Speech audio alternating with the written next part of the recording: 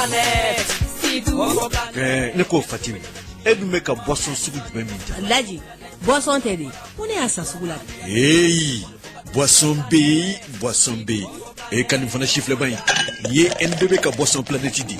Binanta belebeleba 35 centilitres. Ali mɔgɔ fila bɛ se ka jɛni bouteille kelen na. Sigana tɛ min na kɛ. O ye ko NBB ka boisson planète ninnu lakodɔnlen don diɲɛ fan bɛɛ certifié ISO 9001 version 2015.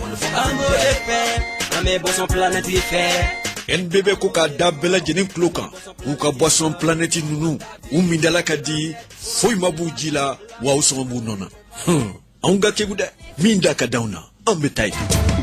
Ayiwa boisson planète ale nana lafiyali le kama dɔrɔmɛ 40 dɔrɔn de don.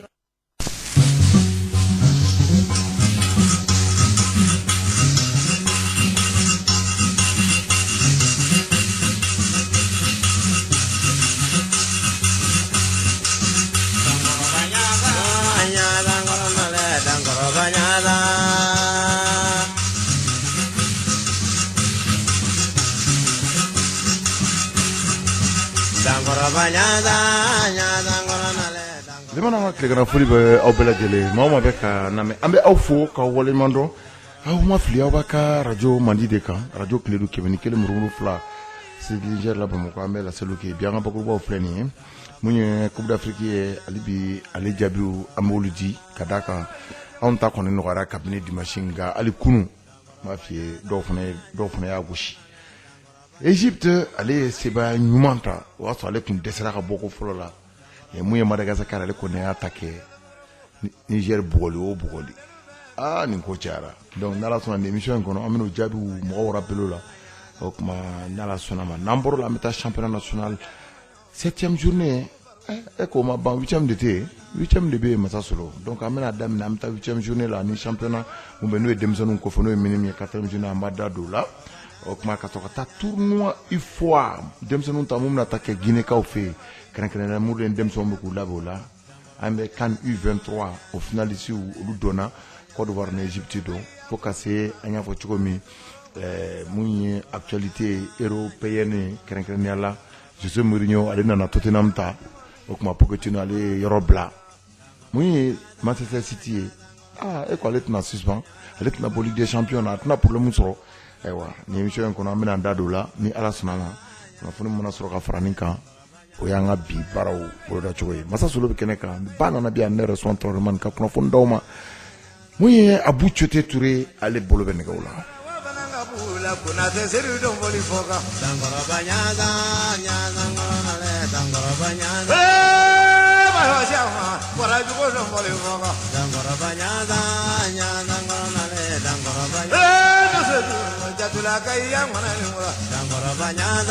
Dengoro Banyaza Masa Solo Traoré et ni clé amba ni clé ça va bien basi tila alhamdulillah somɔgɔw bɛɛ basi foyi t'u la nba banana Ousmane Traoré ça va bien yɔrɔ basi tɛ yen Tarasté nba ayiwa Masa Solo an ka daminɛ ni mun ye championnat national ye ka da kan an b'a fɔ cogo min 8e journée wuli ko seginna o don o kuma an b'o programme di limanaw ma maintenant an bɛ sɔrɔ ka na an da don kunnafoni tɔw la ka da kan ɲɔ ka ca u la Ousmane a bɛ daminɛ jumadon kɛrɛnkɛrɛnna min ye ni dolanci fila ye stade Mamadou Konaté ale kɔnɔna la mun ye 16h waati AS Police ni ASB bɛ ɲɔgɔn sɔrɔ n'o dolantan kuncɛra Black Star ale bɛ Sani Salif Keita o bisimila walasa mun ye sibiri don Bamakɔ yan nɔ sa mun ye club olympique de Bamako Sobe ale ni Stade Malien bɛ ɲɔgɔn sɔrɔ o bɛ kɛ Stade Modibo Keita la o ye 16h ye o waati filanan n'o ye 18h ye sa Asom ale ni 11 caractères olu b'u kɔ da ɲɔgɔn kɔ la ka to sibiri la hali bi sa an bɛ taa mun ye Stade Mamadou Diarra H la Kulukurukaw olu fɛ yen nɔ 15h45 performance ale bɛ Bakarijan o bisimila o sibiri kelen na sa mun ye dimanche don pardon donc la dimanche sa an b'a fɔ min ye 16h waati Bamakɔ yan nɔ LCBA ale ni Juduba AC olu b'u kɔ da ɲɔgɔn kɔ la n'o kuncɛra waati filanan Yele Olympique ale ni sabanan bɛ ɲɔgɔn sɔrɔ ka to dimanche la hali bi sa mun ye Stade Modibo pardon mun ye Stade Vincent Traoré katikaw fe Mamaria ale dugulonvla olu b'u kwada ɲɔgɔn kwa la ka bɔ isa ka taa fɔ mun ye gawukaw fe Sarkasi Keita kɔnɔna la Soni Ase ale ni ɲana bɛ ɲɔgɔn sɔrɔ 15h30 ye mun ye dimanche don ale bi Kitakaw fe Stade Lamine Konate kɔnɔna la USC Kita ale bi USC Buguni o bisimila donc a bɛ kuncɛ dimanche kelen na n'o ye novembre kalo tile 24 ye sa Stade de Tombouctou kɔnɔna la 15h30 Avenir AC ale ni AS Real de Bamako olu b'u kwada ɲɔgɔn kwa la donc le championnat national Ligue 1 Orange 8e journée o programmation kɛcogoya ye. Ok, donc championnat national Ligue 1 Orange Masa Solo an bɛ jigi dɔɔni sisan an bɛna équipe nationale la an bɛ kuma mun y'an ka denmisɛnninw kan minnu tɛ tɛmɛ san juniorw minnu kan ka taa Coupe d'Afrique la mun ye kɛrɛnkɛrɛnnenya la Guinékaw fɛ yen a kan ka kɛ dɔgɔkun laban in na labɛnw bɛ sen na Modibo ni denmisɛnw bɛ ka labɛn kɛ a ko bɛ cogo di. donc Ousmane Songare bi Songare na an tɛmɛna mun ye Mamadou Kane Murle ale ka denmisɛnw ka baarakɛyɔrɔ la an bɛ se ka fɔ mun ye stade du 26 mars kɔnɔna la kamasɔrɔ bi Songare na u ye badenya donatan kɛ mun ye Afrique contre la donatan min yɛrɛ an b'a fɔ a banna fu ani fu la donc an ye match fu ni fu Ousmane m'a f'i ye a kɛra match jijalen kosɛbɛ an bɛ se ka mun fɔ a la parce que Murle y'a jateminɛ n y'a fɔ cogo min na gɛlɛyaw b'a kan parce que a ka durantana dɔw bɛ a ye baara kɛ ni mun ye Ousmane Traoré donc mun ye club kɔni y'u ka durantanaw kɔni minɛ a bɛ taa fo durantana 5 fo ka taa se 6 ɲɔgɔnna ma mun ye club y'u ka durantanaw minɛ donc o kɔrɔ b'a jira k'a fɔ Murle a mako bɛ ka équipe renforcer kosɛbɛ tuguni walasa n'i y'a jateminɛ an b'a fɔ a ye appel yɛrɛ bila joueur dɔw ma joueur minnu kɔni bɛ se ka taa ni tournoi in participer ma mun ye junior nata ye Ousmane olu tɛna se ka yala an bɛ taa se fo mun ye Bafugu ta fo ka taa se Kapi Clément ale ni Drissa ma donc a y'olu wele ka na équipe renforcer parce que déjà Murle tun bɛ ka baara minnu kɛ c'était pour que ka mun ye siniɲɛsigi de don an bɛ se ka fɔ ten n'o ye junior nata ye parce que a tun bɛ ka cadeau ni fɛnw de ta ka se ka baara kɛ ni olu ye cogoya la Ousmane Traoré nka Mamadou Kane Murle an n'ale yɛrɛ ɲɔgɔn sɔrɔ bi sɔgɔmada in na a b'a ɲɛfɔ an ye problème yɛrɛ ye mun ye Murle. Problème nous bien, ne nga bara damine vraiment avec un groupe groupe ka équipe joueur saba kumbolo j'étais titulaire ne match mi ka 12 matchs bon titulaire à la dernière minute on a kuka joueur bita tournana donc j'ai plaidé pour que ka sika joueur clé de tombolo au maçon. Ensuite il y a un autre club de première division à Komako effectivement tcha nous ka joueur Flau bien Sabata a été déstabilisé pour ça que deuxième division là j'ai accepté parce qu'ils ont demandé ça mais exploiter il n'y a qu'à faire accepter quoi acadien non noté parce que débat d'amener nous match ça va que nous on fait donc match qui nous donne que nous aujourd'hui donc on est les aujourd'hui je précise ensuite les joueurs de Djoliba nous quand on est Koumana j'ai 2 joueurs là-bas qui sont dans l'âge et ils doivent jouer le 1er décembre donc tu sais qu'aller sort à Zoro sort les entraîneurs de Koumana c'est bien compris ça c'est un tournoi pour la préparation de la Coupe d'Afrique. En méthode de camp, en préparé pour avoir une équipe compétitive pour les éliminatoires de la Coupe d'Afrique. En méthode de condamna. Pour que les gars qui ont un bita, nani mimbe ou bien nani mimbe ou bien niveau mina angodon, amese ka minke ka franga équipe kan ou bien nga minke ambosi ko fana don. Donc équipe sabani o luka zoru sekatala o dato Djoliba zoru tala sinon défenseur central anuka couloir ni Ousmane ole yanga ole ko yanga priorité. Donc maintenant ni gela mi so tukuni nana ni subasuma ke asubasuma tira. Ni du souke ni subasuma ke na tira ni ma se subasuma ka atinye. Donc munu agite mena doni ma agite teme Ninatama parce qu'il n'y a pas. Donc je dis Moulouta pour renforcer ma défense. Donc nous de Flexi, nous de Drissaï, nous de Kapier, nous de Bafunde. Donc nous Nanita, Kafraka, nous de Bilal Fanata. Parce que Bilal il est dans l'âge. Allez, il est mort temps. Parce qu'il est de 2001. Donc 2021, il est 20 ans. Donc il est dans l'âge. Donc on y Bilal Twin. Parce que comme ma frappe, je l'ai laissé. Donc, attaquant mon boulot, pour que parce que déjà, donc, tout le monde agite maintenant. Je ne vais pas faire autrement. C'est ni à Tchaya, ni dans le Boubebla. Mais il faut un cadre, nous, je reconnais mon bala, nous le renforcer.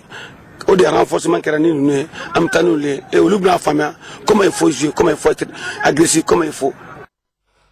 Voilà, donc Mamadou Kane Murle donc me gagner folike gila munu baka ni abeka barake tableau munu na en tout cas me sega mu fala wala sane Murle kon beto ñon fo Ousmane Traoré na manya yem ko kon bla barala iba su ka laje barabe gata tableau na na mu fédération malienne de football Mamadou Kane Murle ayira ka fo ni kalo fly bara kon konala na ma chani kalo fly ma shi dingle mi senda ka se terena ka tala jabe ka baro ka chumina ha anga kuma yere lame anga ya lame ayere da Mamadou Kane Murle Bon, en fait, on a bien, de bagna d'amener. Bon, quelle personne, comme n'a d'amener phobie, m'a dit que responsable, quel est un cafoko, ni fédération responsable, je l'ai dit. Mais ni président, mais carrément, le président de la commission, ni fait un bien bas, mais personne ne vient nous voir. Donc, un qui m'informe sur mon stade, c'est là le problème. Il faut que moi, quand on aussi quoi faire cafokma, ni comment bien faire, il faut fourni, on a discuté. Donc, on a discuté, bis que t'as comment faut. Ah, mouler, il fourni, mais là, on est là. En plein milieu, que ça. Bon, j'étais là, t'as donc, mindo. Donc, après, problème. Non, problème, ti. Aïe, mounou, on le juge. Mounou, mana, on te le juge. Équipe nationale de tout. Mali tarido. Neta, temson tarido. Mounou, be aji. Et mounou, be aji, kono, ni mounou, nana. Mounou, kain, en bota. Problème, fait là, oui. Passeport. Aïe, les qui a déposé, mais bim, ça va comment bien, gars. Moi, ça va bien, passeport tout bon, tourner. En boulot, fana, boire la tourner pour la remplacer. Donc, de bien, nana. Fédération Madrid, passeport de la journée. Ne vous jouez, mounou, ni passeport de mounou, bouleta. N'a dit mounou, ni ta. N'a c'est de ma bible parce que passeport tibolo. On le fait la canassan, doit bien passeport tout boula. Passeport de mounou, bouleta. Non. Man. Non, mais ça, c'est l'honneur de ce que j'ai dit. Ayo. Vous la parole là, tu t'as colossé? Foi. Hein? Foi. A te lajé? A te suivi? Objectif yɛrɛ t'e bilen. Mais fais-moi fort. Donc, n'a pas ni 20 gars là, moi, je suis pas parce que objectivement, dama, Foi. a m'a su à la barre là, Foi. a m'a demandé pour qu'à ce qu'à barre que gagné. Et puis, j'ai mon bête avec national là, état de Kango ka passeport là. En réalité, ni jamana mogobila. Avec papier au glaïe, et qu'à Jamana Kaparoke. Vraiment, cool, d'abord, on te commerçant, oui. Ou bien journaliste, oui. Balontan, n'a des dos, avec un balontan, Jamana de Tola. Donc, ou quand nous connaissons d'abla. On va mouler, tu as bien fait de dire, ou bien qu'à Bangata, il a dit qu'à Fodi. Parce que, normalement, nous déclarons qu'à Tis, qui fédération, qu'à bureau, non fait, qu'à fédération, qu'à Tis, qui a qu'à son roi. C'est que nous avons un café mi. Café mi dute. Otessa. Ay tabara que ça. Benika rôle de dos. Sikatala. Ni président kanga bara ninge no tise koke. Aka danga be abake.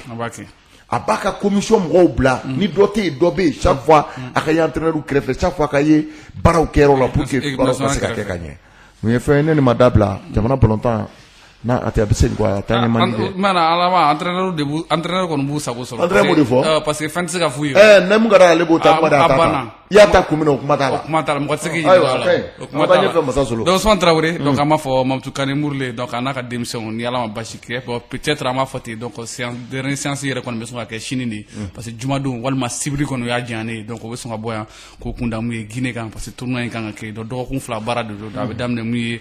novembre kalo klim mu kan ani nani ka kunche akli shegi ngani murle fana ñoo soro Ousmane ko ni bara yere be kon ko fe objectif ko ni kelendroni abita compétition ka damna ñene ka kuncha ñene o de ale ka objectif donc am do ka ala ka on ko yayi o ya ka kuma o ya ka kuma ko le ame che da mo kan ko meta ka la manyana o ba yara ka fo ko do bi kono ko do ba kono donc nala sona machine anna o kuma kanu ko bambula no lu fana te machine nala sona so OK problème fo itala donc en meta 600 munye abu chuté fanfé yana nga sengena ka tabana la fanfé. Au travail, en voiture ou en soirée, j'ai besoin d'énergie pour assurer toute la journée. Reactor me donne de l'énergie pour relever les défis et conquérir chaque jour. Je bois Reactor le jour pour être en pleine forme. Je bois Reactor la nuit pour tenir jusqu'au bout. Avec Reactor, je me sens boosté et capable de tout. Reactor, c'est ma boisson énergisante. Disponible au Mali, dans toutes les régions, à 400 francs, prix des ventes conseillées. Reactor, conquering day and night. Un produit NDB. Voilà, donc, merci à Kumaro. Banana. Ousmane Traoré. Coupe d'Afrique, on tabana, on a matché kera. Ah, donc, deuxième journée, à Bolonton, kera kunu. Donc an b'a fɔ ko deuxième journée kɔni y'a kun cɛra kunu durantɔn bana pewu groupe ka kɔnɔna la n b'a ye k'a fɔ Côte d'Ivoire ale kɔni bina Éthiopie ɲɛkɔrɔ kunu Éthiopie fɛ yen nɔ 2-1 donc an y'a ye k'a fɔ stade yɛrɛ kɔnɔna la jamaba bɔra ka so ka équipe supporter Ousmane Traoré Côte d'Ivoire de Perela ka cɛlu sɔrɔ ka don donc Éthiopie ale n'a cɛlu jibɔ ka tila ka kelen sɔrɔ ka fara kan tuguni donc match banna kan 2-1 donc Côte d'Ivoire ale kɔni bɛ jɔyɔrɔ sabanan na nin wagati in na fan in fɛ sa Niger Madagascar fɛnɛ taara olu minɛ o ka so Ousmane Traoré 6 fila. Madagascar in bega yelen goy. Kata dashu nya ko so. Wa al Côte d'Ivoire restaurant mbunya parce que nya ko ni bora ngo kuma do me. Abu chuti nya ko kuma do me aka mo ko kuma ko tiere la. ko ne kibuni jɔn wala fɔ a k'alolu fɛ k'a bɔ bɛ gɛlɛya a bɛ gɛlɛya mɔgɔ min taara Niger dachalen ka so 2 ni fu wɔɔrɔ ni 2 sa kɛ n'o ye Ivoire minɛ a bɛ sɔn k'u ɲɛkɔrɔ k'a se fɔ ko Madagascar ale yɛrɛ de bɛ jɔyɔrɔ fɔlɔ la wa groupe ka in kɔnɔna la kuru wɔɔrɔ b'a bolo 2 matchs 2 victoires donc Éthiopie min ye Côte d'Ivoire bugɔ ale bɛ jɔyɔrɔ 2nan na nin wagati na kuru 3 Côte d'Ivoire ale bɛ jɔyɔrɔ 3nan na kuru 3 b'ale bolo Niger ale kɔni tɛ ka se k'a yɛrɛ sɔrɔ fiyewu kuru foyi t'ale bolo nin wagati na groupe E kɔnɔna la donc kunu Burundi ale fɛnɛ dasira ka so Maroc fɛ 3-0 donc fano in fɛ sa Mauritanie ale se sɔrɔ a ka so Centrafrique kan 2-0 donc la classement na Mauritanie ale bɛ jɔyɔrɔ fɔlɔ la nin wagati na donc match 1 nul 1 ani victoire 1 kuru 4 b'a bolo Maroc ale fɛnɛ ta o togo 1 kuru 4 bɛ ale fɛnɛ bolo goal average b'u bɔ ɲɔgɔn na Centrafrique bɛ jɔyɔrɔ 3nan na mais est-ce que Maroc de tɛ ɲɛfɛ Maroc gagna 3-0 Maroc gagna 3-0 Mauritanie gagna 2-0 gagna 2-0 donc Maroc de a bɛ se ka kɛ premier match b'u bɔ ɲɔgɔn na non Maroc de premier oh ok donc Maroc est premier goal average plus 3 contre goal average plus 2 donc la Maroc est premier donc Mauritanie deuxième et comme point bɛɛ kelen déjà donc groupe J kɔnɔna la sa kunu olu fɛnɛ ka deuxième journée kɛra Libye ale se sɔrɔ Tanzanie kan donc a ma k'a yɛrɛ ka so match délocalisé la de mais a se b'a sɔrɔ 2-1 donc fano in fɛ Guinée équatoriale ale fɛnɛ binna a ka so Tunisie ɲɛkɔrɔ 1-0 donc o la Tunisie ale bɛ jɔyɔrɔ fɔlɔ la groupe J kɔnɔna la kuru 6 b'a bolo Libye jɔyɔrɔ 2nan kuru 3 b'ale bolo Tanzanie jɔyɔrɔ 3nan kuru 3 fɛnɛ b'ale bolo donc min ye Tunisie safurulɛ Guinée équatoriale ale bɛ jɔyɔrɔ 4nan na kuru foyi t'ale bolo Ousmane Traoré donc o bɛ deuxième journée nu kuncɛ éliminatoire troisième journée ça o ye 2020 fo 8e mois Ousmane Traoré. OK d'accord donc tu ye an y'a fɔ cogo min mun ye Coupe d'Afrique ye sisan an bɛ jigin dɔɔni Badara an bɛna U23 la mun bɛ ka kɛ Égyptekaw fɛ hali n'an sɔrɔ an bolo bɔra karaw fɛ nka Côte d'Ivoire Fade a bɛ ka baara kɛ nin ko in na Fada ka taari jɔ fo final la n'a ma ya ko senior olu dasira kunu U23 olu fana ka match kun bɛ ka kɛ kunu Espoir les éléphantaux n'a ma ya ko match in a gɛlɛyara u b'a don Ghana b'a bɔ donc finalement match banna 2-2 la prolongation kɔfɛ donc u taara tiro bi de la sa donc Ivoiriens sera k'u yɛrɛ kɛ maa ye sa a b'u ka équipe kɛ donc u ye sebaya sɔrɔ 3-2 non Ghana yɛrɛ fura dama tiro bi la Ghana garisɛgɛ mandi dɛ ne yɛrɛ kɔni y'a ye u tɛmɛna kelen min na est-ce que u ma kɛ 2009 de ye n'u delila ka tɛmɛ a la o mais a man ca quoi Notalu ye coupe t'a la yɛrɛ u bɛ coupe t'a la en 1981 disons 82 non attends ouais a kɛra a kɛra en Libye 82 Libye yɛrɛ bati penalty tan na avec Abedi Pelé ninnu alors ni Upokuntiw ni n t'a dɔn a tɔgɔ ka ca joueurs ka ca minnu tun b'a fɛnw na ni 82 histoire yɛrɛ Afrique awɔ Upoku Afrique ninnu voilà a b'u cote dɔ da la i b'a dɔn Ivoirien bɛ siran Ghanéen de ɲɛ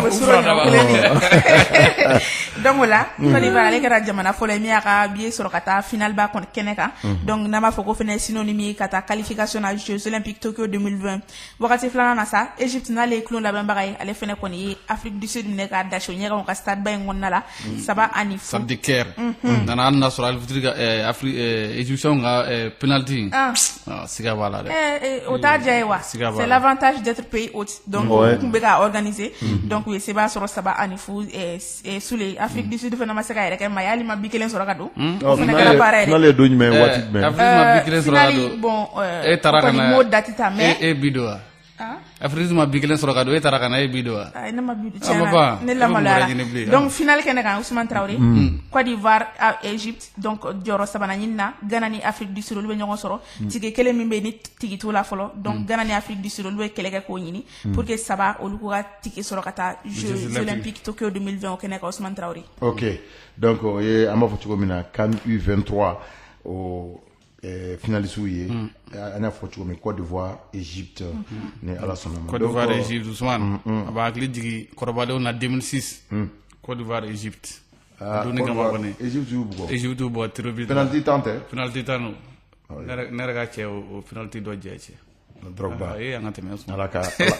ala ka nɔgɔya donc an bɛ b'o la an bɛ jigin dɔɔni championnat minimum Masasolo o programme bɛ bi o baaraw bɛ kɛ bi an b'a fɔ cogo min na journée 4nan o balontanw bɛ kɛ bi o programme d'an ma dɛ Masasolo donc Ousmane y'a fɔ cogo min na mun ye Ligue de Bamako ka championnat donc mun ye minimum donc n'olu bɛ kɛ mercredi donc bi poule B ale kɔnɔna la sa an b'a fɔ a dolantan bɛɛ lajɛlen bɛ kɛ 16h waati Sani Salif Keita ale bɛ se ka bisimila donc o dolanci bɛ kɛ mun ye Saka yɛrɛ ka terrain na Yirimajɔ FC Lamine ale ni ASB bɛ ɲɔgɔn sɔrɔ o dolanci bɛ kɛ mun ye Ɲamakɔrɔ Club Olympique de Bamako so bɛ ale ni SAS bɛ kwada ɲɔgɔn kɔ la o bɛ kɛ FR3 ka terrain sanfɛ Joliba AC ale ni Black Star olu b'u kwada ɲɔgɔn kɔ la o bɛ kɛ complexe sportif Karunga Keita la Yɛrɛma kɔnɔ Poule A o kɔnɔna la o fana bɛɛ lajɛlen mun ye 16h ye Stade Malien de Bamako ale ni FC Dawula bɛ ɲɔgɔn sɔrɔ o bɛ kɛ Sotiba mun ye Stade Malien ka terrain na Pays-Bas 11 caractères o bɛ kɛ Sɛbɛnninkɔrɔ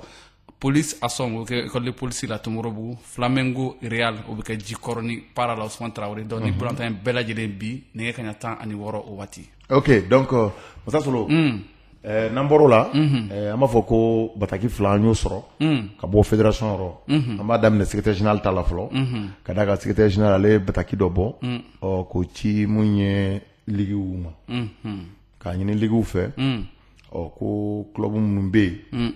ni u ka fɔ cogo di affiliation provisoire n'a b'u bolo ko ka olu to yen ko olu ka ballon tan ka compétition kɛ ko k'u to yen k'u ka compétition kɛ ligue kɔnɔna na bon bataki mun bɔra an tilala nin bɔra ni ma fili kunu bataki a bɛ tali kɛ mun ye an b'a fɔ an ka région na ligue kɔnɔ club minnu bɛ yen nɔ ani Bamakɔ yan n'o y'a sɔrɔ club b'i bolo n'a affilielen don a n'a ma affilié ou bien ni provisoire de bɔra o tuma ko baara ka kɛ ni bɛɛ ye c'est à dire que bataki in b'a jira ko baara de ka kɛ ni club bɛɛ ye club ma bɔ club la fɛn o fɛn bɛ yen ni affiliation provisoire b'a bolo dɔrɔn ko baara ka kɛ n'a ye an b'a fɔ ne yɛrɛ bɛ mun fɔ fédération secrétariat ye ne mun f'u ye a kɛcogo t'o ye i b'a fɔ mun na Masa Solo ni provisoire b'i bolo droit do i ka ballon tan n'a ye mais a k'a sɔrɔ i bɛ ballon tan yɔrɔ min sariya minnu kan ka lakile ye e y'o lakile m'a dɔn n'i ye n faamu n bɛ exemple d'i ma an ka jɛka club dɔ créé sisan commune 2 kɔnɔ yan k'a tɔgɔ da ko FC Dangele anw k'an ka fɛnw kɛ k'an ka papiers cɛ ka taa n'a ye fédération na an ma taa an ka district fɛ an ma taa an ka ligue fɛ ka taa di fédération olu ye provisoire di o ye panne a dilanna kun min yɛrɛ la sariyaw ni fɛn minnu b'a la o respectera o ma respecté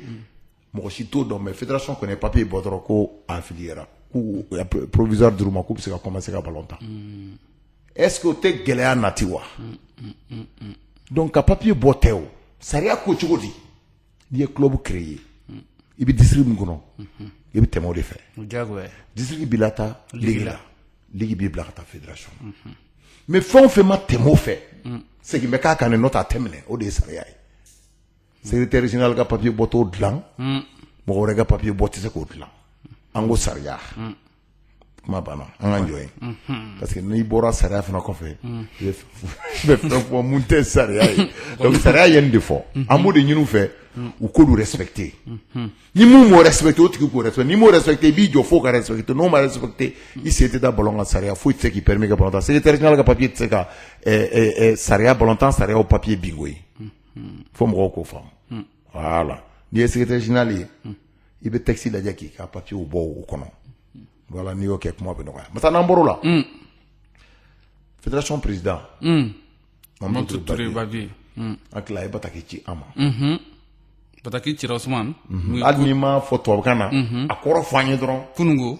donc an bɛ se ka fɔ kɛrɛnkɛrɛn cira mun ye AGSM yɛrɛ de ma kɛrɛnkɛrɛnnenya la n'o ye association des journalistes sportifs du Mali comme n y'a fɔ cogo min na Mamadou Touré Bavier chevalier de l'ordre national ale yɛrɛ bolo nɔ bɛ yen ni bataki in na Ousmane k'a bɛ objet yɛrɛ fɔlɔ o ye remerciement ye donc kɔrɔ tɛ o ye foli ye k'a bɛ Mali kunnafoni dira kɛrɛnkɛrɛn mun ye farikolo ɲɛnajɛ kunnafoni dira k'a bɛ foli ni tanu ta k'a lase u bɛɛ lajɛlen ma kamasɔrɔ u ye mobilisation min kɛ pour que ka se ka maaw labɔ cogoya min na ka se ka taa mun ye Mali ka dolantan min kɛra Mali Guinée mun kɛra Bamakɔ yan nɔ Ousmane Traoré donc k'a bɛ journalistes fo kosɛbɛ k'u waleɲuman dɔn donc bataki yɛrɛ an bɛ se ka fɔ Ousmane a adressera mun ye kɛrɛnkɛrɛnnen AGSM o ɲɛmaaba yɛrɛ de ma Ousmane Traoré Umar Baba ye donc kɔrɔ b'a yira k'a fɔ mun ye Mamadou Touré Bavier donc a ye journalistes bɛɛ lajɛlen de fo en un mot u ka cɛsiri la mun ye Mali balontan ka taga ɲɛ na an b'u fo an b'a fo parce que a y'an fo k'an ye baara min kɛ an ka baara de don tiɲɛ don mɛ nka an b'a fo i ka baara la donc foli diyara an ye an b'an jija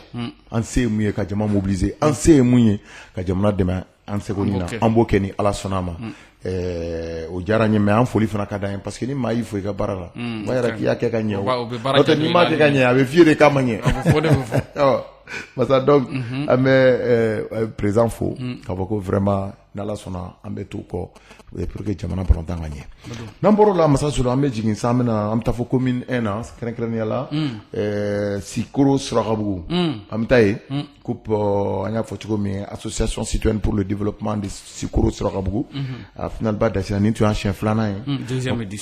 édition a final tana dimanche tɛmɛnen an y'a fɔ cogo min mun ye équipe min b'a fɔ ma ko frère de la rue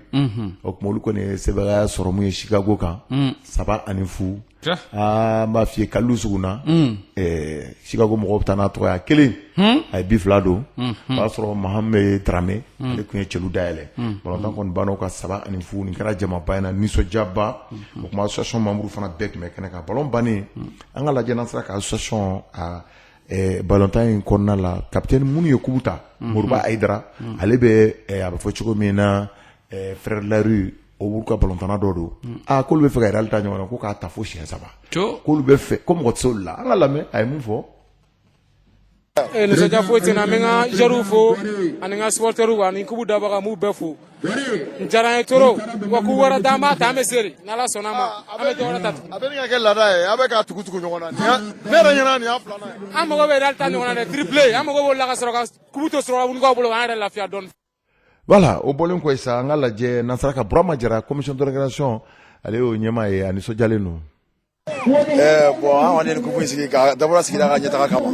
bon an mago bɛ bɛn ani kɛlɛya la sigida la an ka se ka bɛn an ka tigɛ ɲɔgɔn ma walasa an bɛ se ka ko caman kɛ i y'a faamu hali kubu tɛmɛna ani Sidiki Dembele de y'a kɛ ɲɔgɔn fɛ Sidiki Dembele cɛsiri la cogo min na an bɛ k'an sen da Sidiki Dembele sen da nɔ la walasa an bɛ se ka sɔrɔ bɔ nɔgɔ la cogo min na i y'a faamuya o de m'a fɔ ka fɔ o tuma a bɛ continuer ka ninnu kɛ wa an bɛ continuer k'a kɛ hali nin dɔrɔn tɛ mɔgɔ hali ni usine-tigi mɔgɔ bɛ ka kubu da yan sigida la n'i sera a ma an b'a a fɛn bɛɛ kɛ k'a ban i tɔgɔ la k'a fɛn bɛɛ kɛ i tɔgɔ la k'a ban k'a ɲɛ k'a d'i ma n'Ala sɔnna ni kunna woloma b'a la kuma sugu tɛ sɔrɔ a la Ala sago a sago.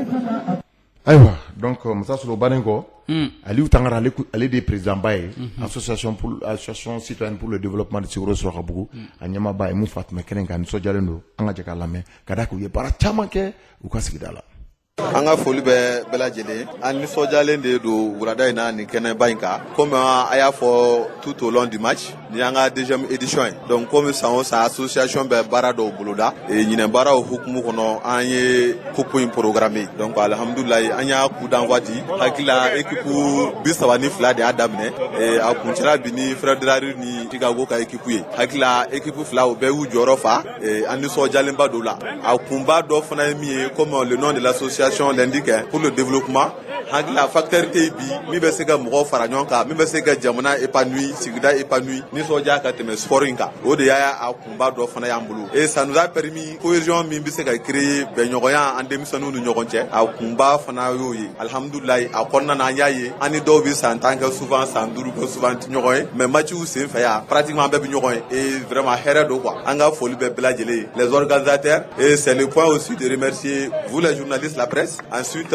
les organisateurs les arbitres surtout depuis daminɛna tiɲɛ ka fisa arbitre minnu bɛ ka fɛn ninnu officier ils ont vraiment bien joué leur rôle u ti dimi fɛn bɛɛ bi kɛ mais ils sont vraiment toujours restés à eux-mêmes on les remercie pour ça. On va continuer. n'Ala sɔnna non l'association citoyenne pour le développement de Sikoro Surakabugu c'est notre en tout cas credo tout ce qui peut faire bouger les quartiers on le fera donc mɔgɔ kunkolo ko tɛ sigida ko de don an seko ye fɛn o fɛn ye an b'o de kɛ n'Ala sɔnna et ça va continuer comme je t'ai dit chaque année nin baara dɔrɔn tɛ nin ye sport ta côté hakili la u ye kɔngo f'i ye sisan an y'o fana kɛ on a profité ce soir bien avant votre arrivée ka t'o inaugurer an bɛ ko caman ba fana kɛ comme an bɛ sport kɛnɛ kan sinon an ka baara ka ca mɔgɔw caman bi a bɛɛ de b'a la an bɛɛ fara ɲɔgɔn kan ni fɛn fɛn bɛ yen association mɔgɔ bɛɛ et tout ça an b'a parents fo ka association membre bɛɛ fo parce que fɛn o fɛn bɛ ka kɛ ɲɛ bɛ nin fɛn o fɛn na mɔgɔw de bɛ an ka mɔgɔw ni tantanw fara ɲɔgɔn kan hali n'an b'an yɛrɛ privé an ka plaisir la pour faire bouger en tout cas les quartiers a ka dɔn bɛn b'an ni ɲɔgɔn cɛ an bɛ se ka ko kɛ